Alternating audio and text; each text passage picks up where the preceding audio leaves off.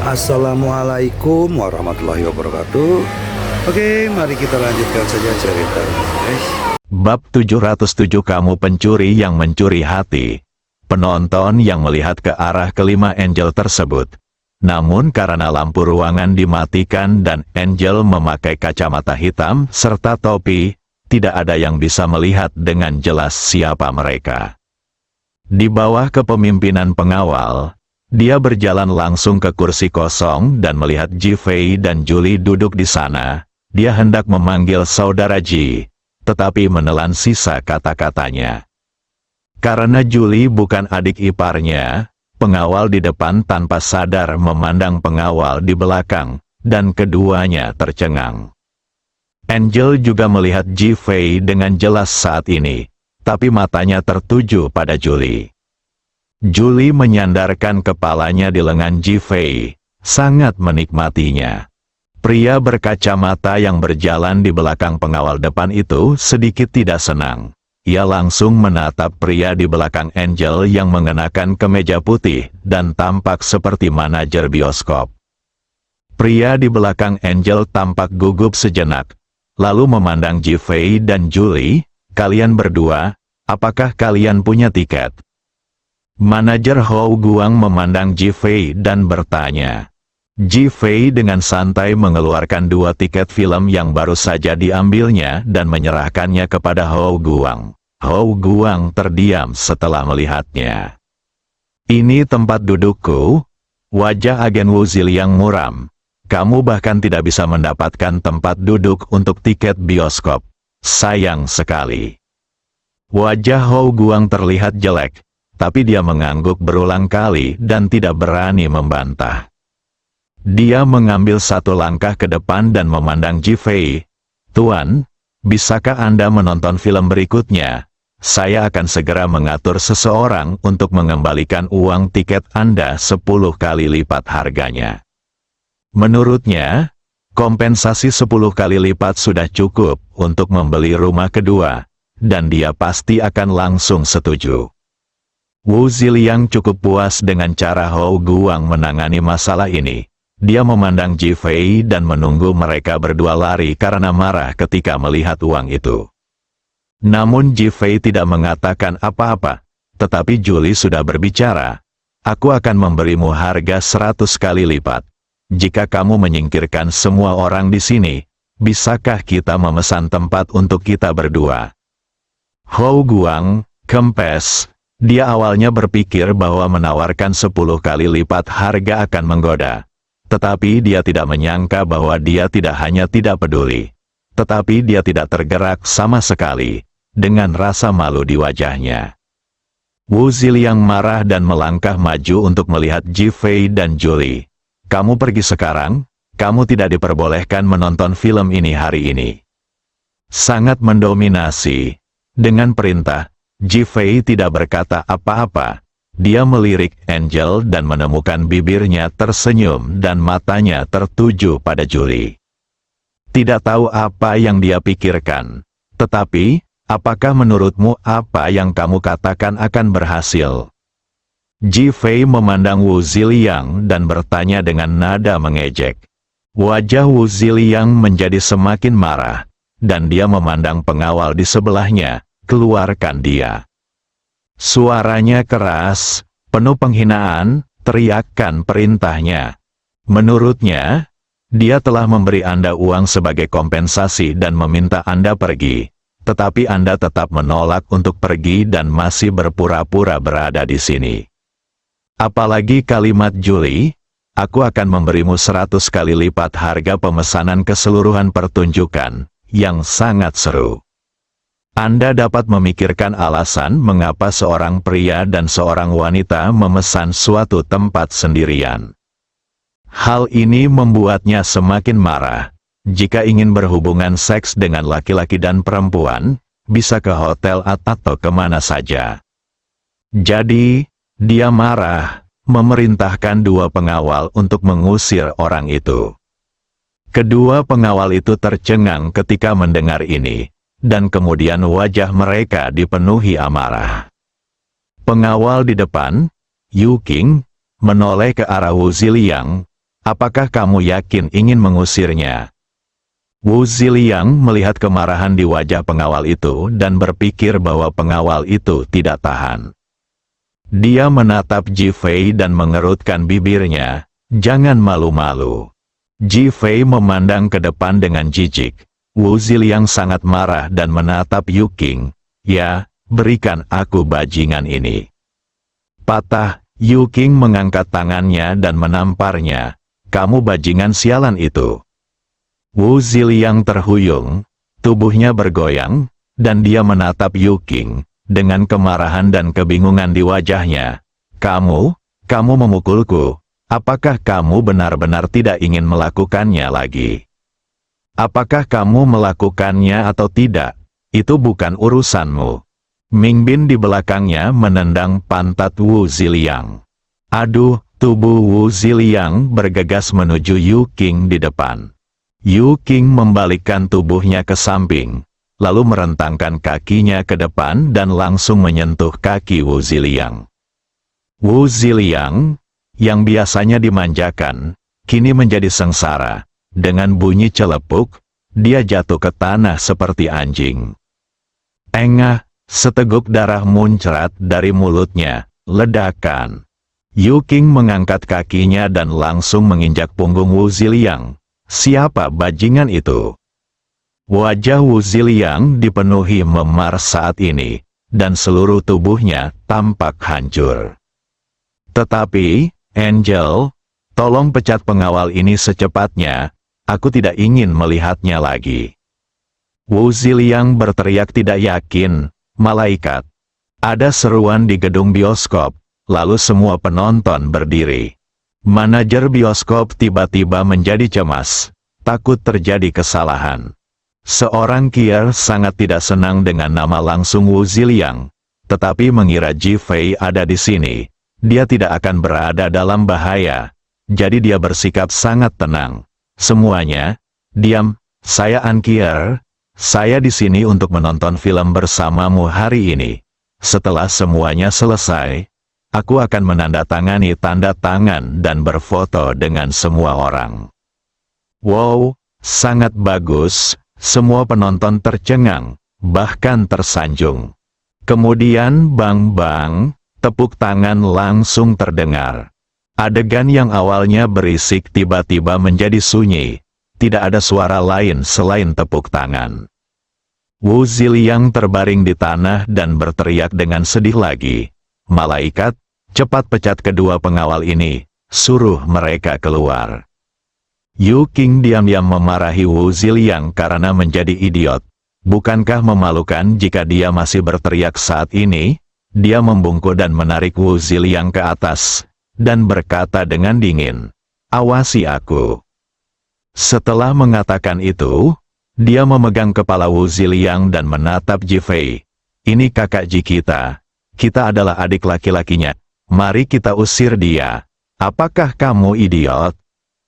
Patah, setelah Yu Qing selesai berbicara, dia mengangkat tangannya dan langsung menamparkan Wu Ziliang ke tanah. Wu Ziliang merasa bingung di dalam hati. Kakak mereka Ji. Mungkinkah orang ini dari perusahaan keamanan penjaga gerbang?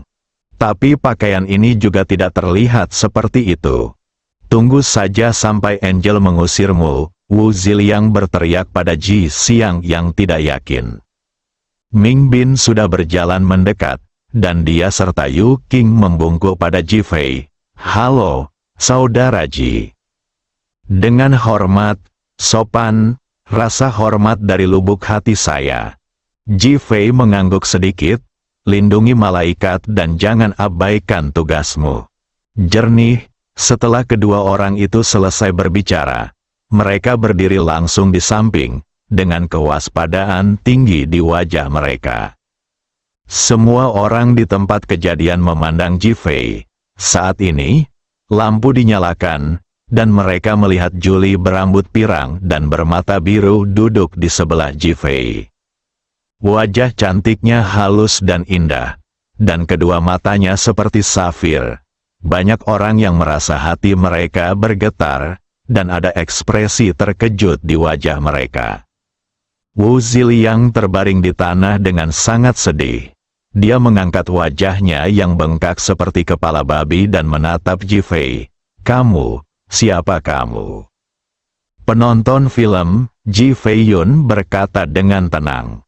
"Wu Ziliang, saya hampir memuntahkan seteguk darah lama. Ini sangat menyebalkan. Tidak bisakah saya mengatakannya kepada penonton?" Dia segera menatap Angel dan berkata, "Siapa dia? Para pengawal itu kejam dan harus diusir."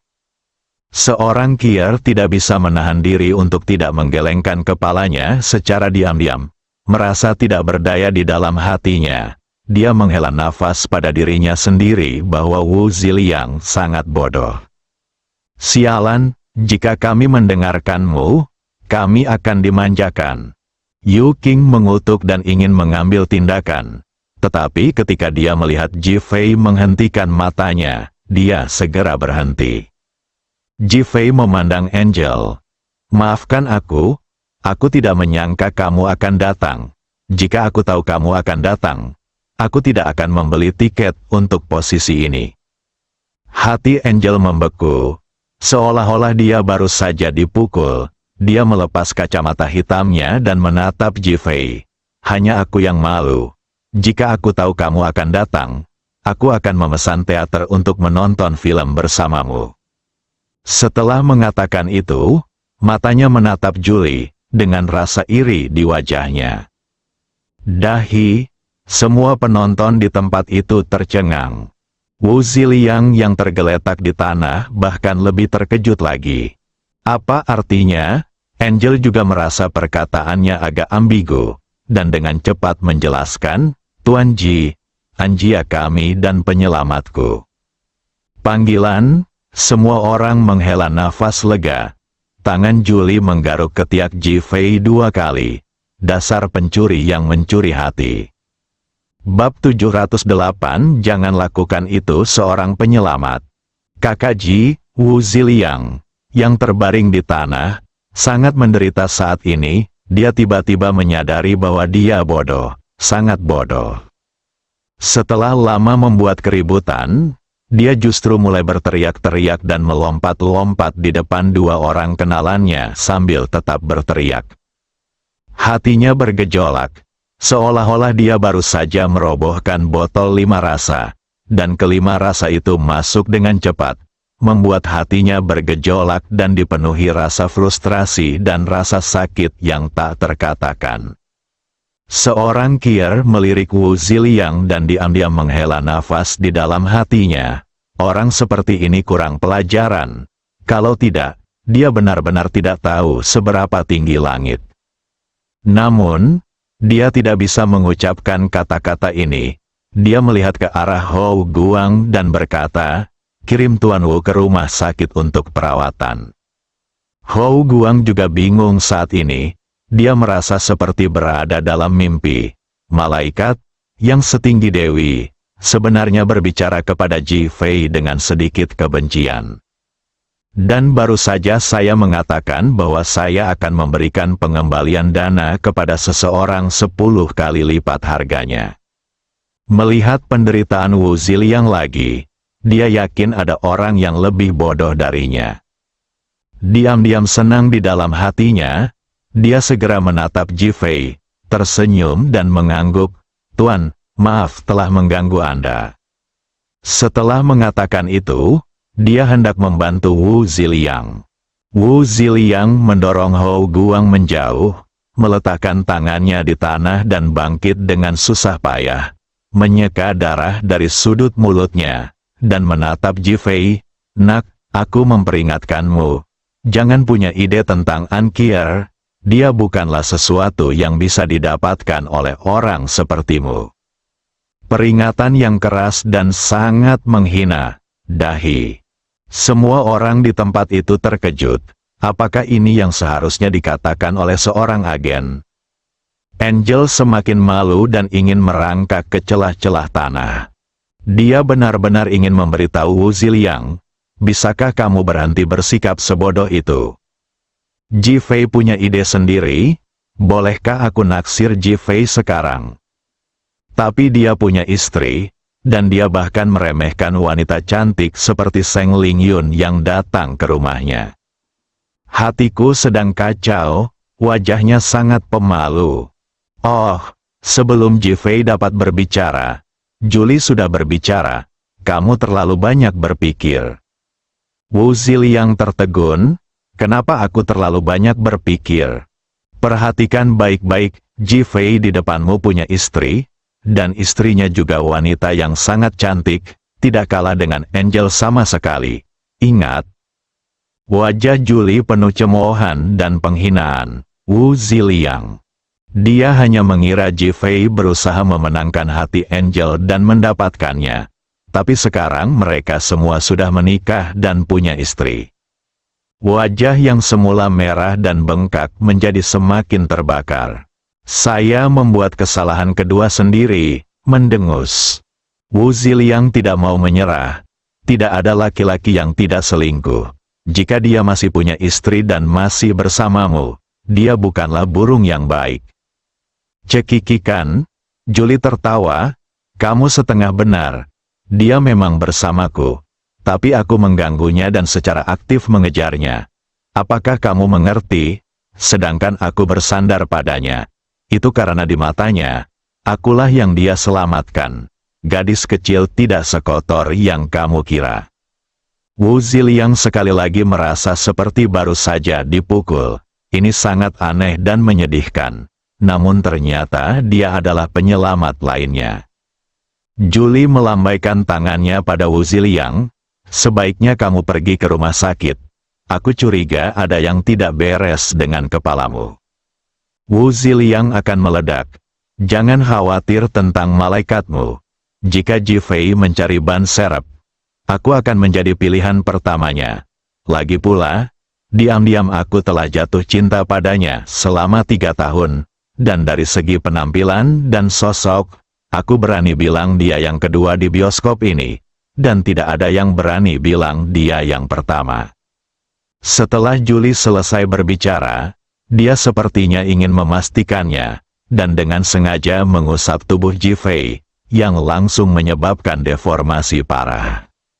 Ji Fei merasa seolah-olah seluruh tubuhnya tersengat listrik, dan hatinya tidak bisa berkata-kata. Gadis gila ini bukanlah lampu hemat bahan bakar. Banyak orang di dekatnya menatap dengan mata terbelalak. Spektakuler, Wu Ziliang masih ingin berbicara. Tetapi Angel sudah sangat malu dan marah. Wajahnya sangat gelap hingga hampir menetes, dan dia memelototinya dengan tajam, pergi sekarang. Malaikat, aku, pergi sekarang, kata malaikat lagi. Dari sudut pandang Angel, Wu Ziliang mempermalukannya. Wanita cantik mana yang tidak menyukai pahlawan? Apalagi bagi bintang sepertinya yang kesehariannya tenggelam dalam film dan terbiasa dengan drama wanita cantik yang jatuh cinta pada para pahlawan. Dia terus membayangkan seorang pahlawan turun dari langit dan muncul di atas kuda putih. Ji Fei adalah seorang pahlawan saat dia menyelamatkannya terakhir kali di rumah Zhou. Sudah lama membekas di hati saya dan menjadi kenangan. Alasan dia pergi ke perusahaan keamanan Bameng untuk menyewa pengawal adalah untuk menjaga hubungan dengan Ji Fei. Di satu sisi, Ji Fei bisa memastikan keselamatannya sendiri, dan di sisi lain, dia bisa tetap berhubungan dengan sang pahlawan. Tapi Wu Ziliang membuat keributan dan Julie mengatakan itu, yang membuatnya semakin malu. Apa yang dia katakan? Mungkinkah Anda juga ingin menjadi ban serep? Dia ingin melakukannya, tapi dia tidak bisa mengucapkan kata-kata. Dan Julie mengatakannya secara langsung, yang membuatnya tidak punya kesempatan untuk mengungkapkan gagasan ini. Apakah menurut Anda dia tidak bisa depresi? Dan Tang Tang, dengan statusnya sebagai ankier, bahkan tidak memiliki kesempatan untuk menjadi ban serep. Karena itu saya tidak tahan lagi untuk Wu Ziliang. Wu Ziliang masih ingin berbicara, tetapi Hou Guang segera menghentikannya. Tuan Wu, mari kita tangani lukanya dulu. Wu Ziliang menarik napas dalam-dalam dan menatap Ji Fei.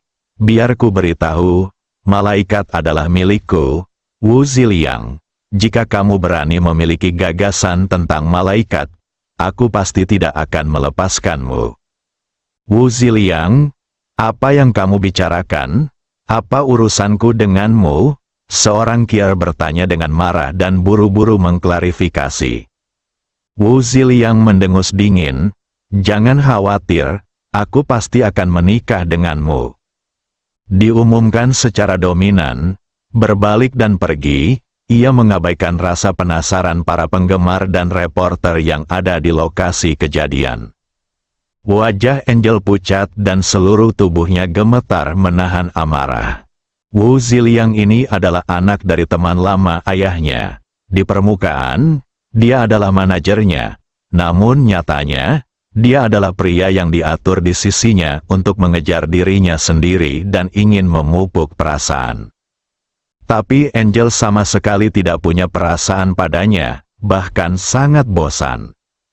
Dan Wu Ziliang ini bukanlah orang baik. Dia memanfaatkan koneksi Ankier di industri hiburan dan mengambil kesempatan untuk memiliki hubungan yang panas dengan banyak bintang wanita, dan ada banyak transaksi kotor dan kotor secara pribadi.